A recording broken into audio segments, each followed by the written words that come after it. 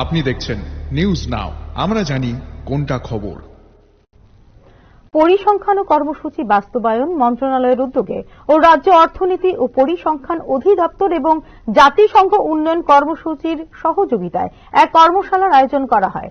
22 August আগরতলার Gitanjali guest হাউসে হয় এই কর্মশালা। এই কর্মশালার বিষয়বস্তু উপজাতির টেকসই উন্নয়ন লক্ষ্যমাত্রা।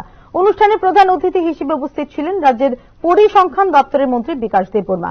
তিনি বলেন, ভারতবর্ষকে এগিয়ে নিয়ে যেতে এই ধরনের কর্মশালা খুবই গুরুত্বপূর্ণ। ত্রিপুরা সহ গোটা দেশের 7টি রাজ্য থেকে প্রতিনিধিরা অংশগ্রহণ করেন এই কর্মশালায়।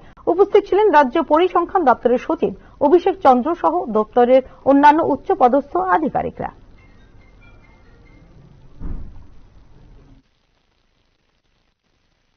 একটা গুরুত্বপূর্ণ ডিপার্টমেন্ট, এটা বহুত গুরুত্বপূর্ণ ডাটাবেস।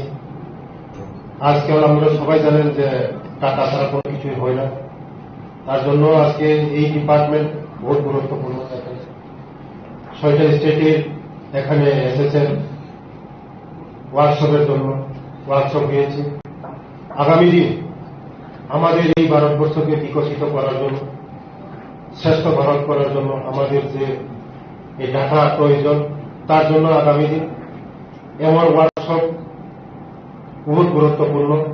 আগামী দিন আমাদের রাজ্যকেও এগিয়ে নিয়ে যাচ্ছে এবং ভারতবর্ষকে এগিয়ে নিয়ে যাচ্ছে, তার জন্য এমন ওয়ার্কশপ খুব ইম্পর্টেন্ট। আজকে আমরা দেখেছি সারা ভারতবর্ষ থেকে 6টা স্টেটের মিশনে এসে